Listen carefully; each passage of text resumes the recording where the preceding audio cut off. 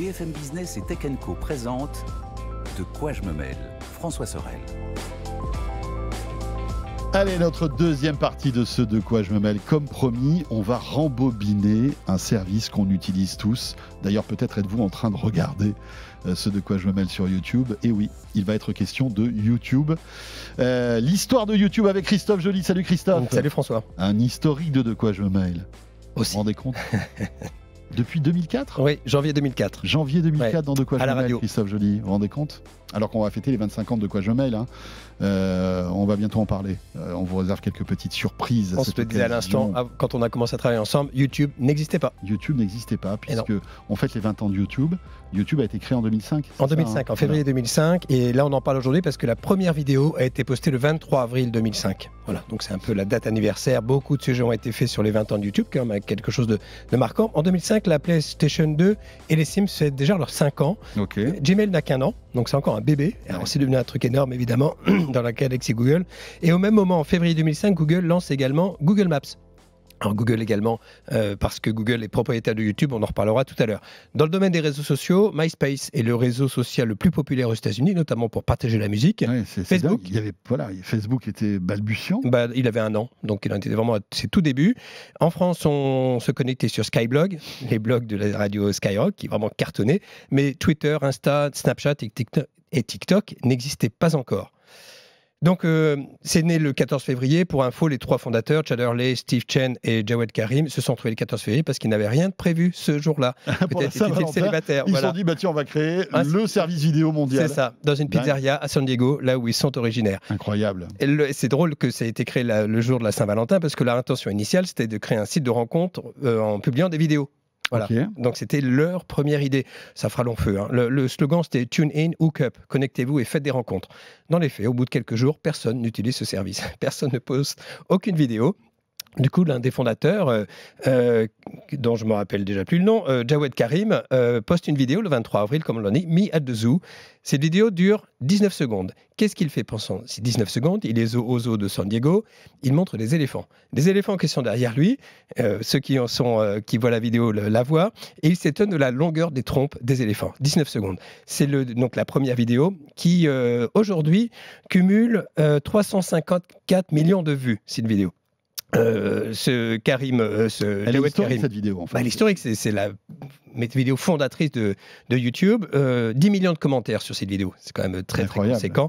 Et donc Jawed Karim compte quand même 5 millions d'abonnés. Il a quitté YouTube assez rapidement après la création, mais il y est toujours. Aujourd'hui, cette vidéo renvoie vers des messages de sensibilisation à la pollution contre les microplastiques. Ok.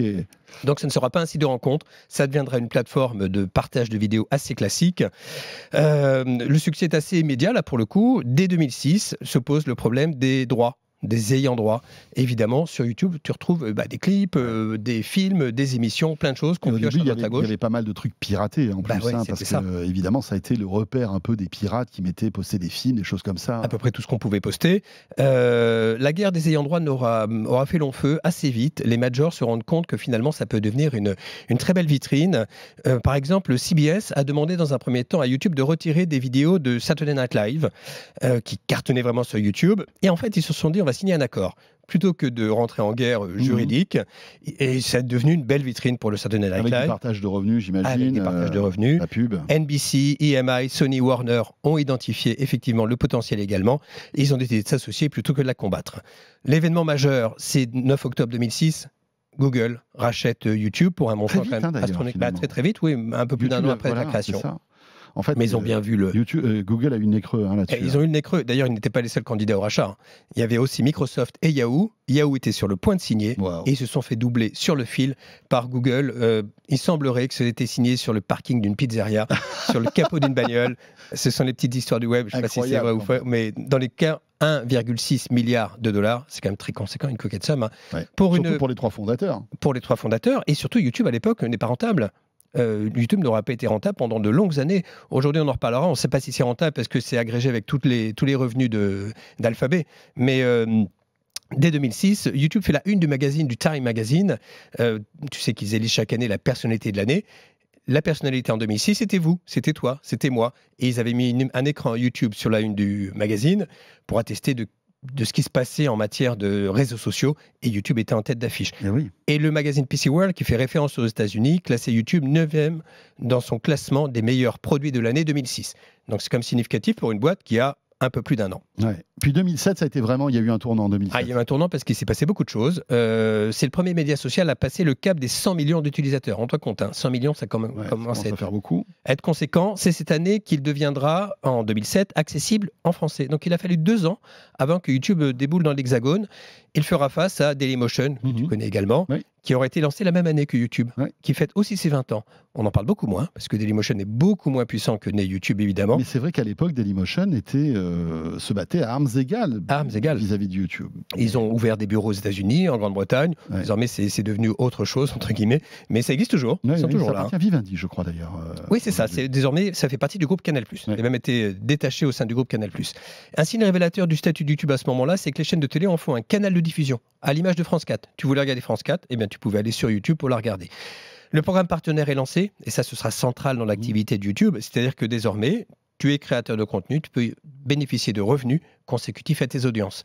Et c'est là où les YouTubeurs vont naître et vont devenir richissimes pour certains, avec des millions et des millions de vidéos vues et des millions d'abonnés. On regardera le classement des Français. On s'atteint alors à l'étranger, c'est plus important encore, mais c'est quand même très conséquent.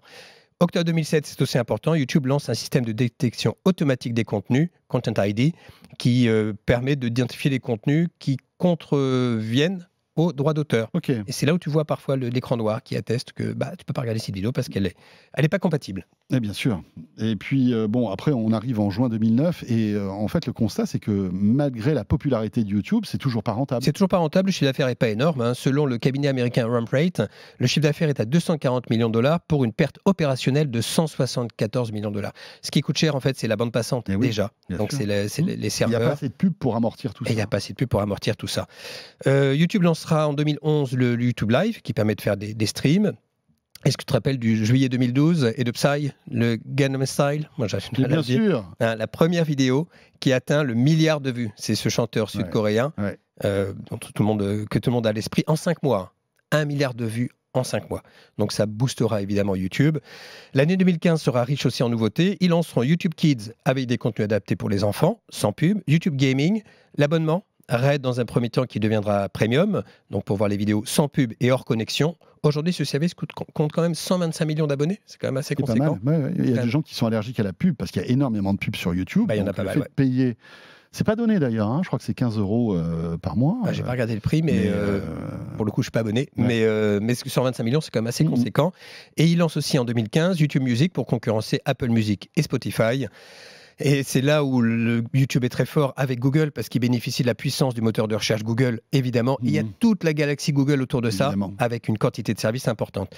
L'autre vidéo qui marquera l'histoire, c'est Despacito, que tu connais probablement, qui en passera le cap d'1 milliard de vues en 3 mois pour atteindre aujourd'hui les 8 milliards de vues. C'est quand même aussi très conséquent. C'est exponentiel par rapport au Gangnam Style de la chanson coréenne. C'est ça, de la chanson coréenne. 2020, c'est le lancement des YouTube Shorts, ce format de 60 secondes des vidéos courtes. Voilà, et donc là, YouTube essaie de concurrencer Instagram et TikTok. Et TikTok surtout. Snapchat aussi. Et Snapchat, en fait, tous ceux qui font des vidéos courtes. Pour la petite histoire, YouTube Shorts a été lancé en Inde, en bêta, on va dire, en pré-test, parce que l'Inde a interdit l'exercice de TikTok. Donc TikTok est sorti du marché indien. Et Google a créé Shorts dans ce cadre-là. Voilà, il y a peut-être une fenêtre de tir, là, on va voir ce que ça donne. Et ils l'ont bêta-testé en Inde, et puis en fait, ils l'ont déployé dans le monde entier en juillet 2021. Et désormais, on sait que ça fonctionne vraiment très très bien avec des milliards de vues. Le problème des Shorts, sur YouTube comme quantité d'autres plateformes, c'est le scroll infini en fait. C'est le temps qu'on peut passer sur ces vidéos addictives. C'est hyper chronophage, on peut passer des heures. On peut y passer des heures. Ce qui est reproché à YouTube et à TikTok également, de nous faire rester trop longtemps sur nos téléphones. YouTube travaillerait à une limitation du nombre de minutes dédiées à ces visionnages par jour que chaque utilisateur pourrait paramétrer lui-même. Donc tu pourrais décider, François, de ne consacrer que 10, 15, 20 minutes, 1 heure à regarder des vidéos. Pour conclure, Christophe, parce que l'heure tourne, aujourd'hui, en 2025, YouTube, c'est 2,7 milliards d'utilisateurs actifs mensuels. visuel. Oui, et 3,9 milliards de vidéos disponibles sur la plateforme, 500 heures de vidéos téléchargées chaque minute et 1 milliard d'heures de vidéos visionnées chaque jour. En France, on y consacre à peu près 37 minutes par jour, c'est quand même pas rien. Globalement, les 15-24, ils passent un peu plus d'1 heure, donc ce sont quand même un public cible. Et la vidéo la plus vue, je vais terminer par ça, c'est Big Shark Dance avec plus de 15 milliards de vues. Wow. C'est une vidéo pour enfants. Ouais.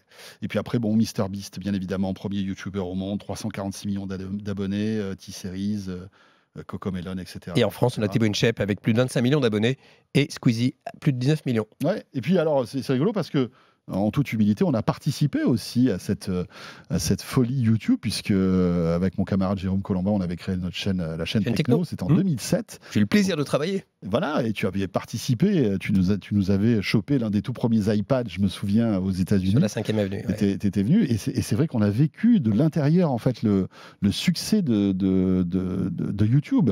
Et voilà, c'est un média impressionnant. YouTube. Comment pourrait-on imaginer la vie sans YouTube aujourd'hui, tant on a le réflexe d'y aller? Mais j'irais même presque plus loin. On a l'INA en France, mais finalement, YouTube devient l'INA du monde. Ça devient comment dirais-je, l'histoire du monde, finalement, oui. Avec des millions et des millions de vidéos. D'ailleurs, ça pose aussi des problèmes environnementaux. On se dit que c'est exponentiel. Toutes les vidéos qu'on poste tous les jours, etc. YouTube ne supprime pas les anciennes vidéos, alors qu'il y en a qui n'ont aucun intérêt, finalement. Et tout Dailymotion a annoncé supprimer les vidéos qui n'ont fait aucune vue. Ouais. Ils viennent de l'annoncer. Voilà. Bonne idée. Oui, c'est sûr, ça a du sens. Mais YouTube n'a pas cette politique. Enfin bref, ça pose aussi pas mal de questions, mais évidemment, YouTube... C'est là, désormais. Ouais, quel succès, incroyable. Merci beaucoup. Merci à toi. Et tu sais qu'on est sur YouTube, évidemment, puisque la chaîne Techno s'est transformée maintenant en la chaîne Tech & Co, que vous pouvez bien évidemment suivre, liker, abonnez-vous, bien sûr, comme on dit. Merci Christophe. Merci François. À très très vite. Et voilà, c'est avec cette belle histoire et ce bel anniversaire de YouTube des 20 ans que se termine ce de quoi je me mêle. Un grand merci de nous suivre, que ce soit sur YouTube, en audio évidemment, mais aussi le week-end sur BFM Business, à la radio, à la télé. À très vite, portez-vous bien, on sera là la semaine prochaine. Salut à tous. De quoi je me mêle sur BFM Business et Tech & Co.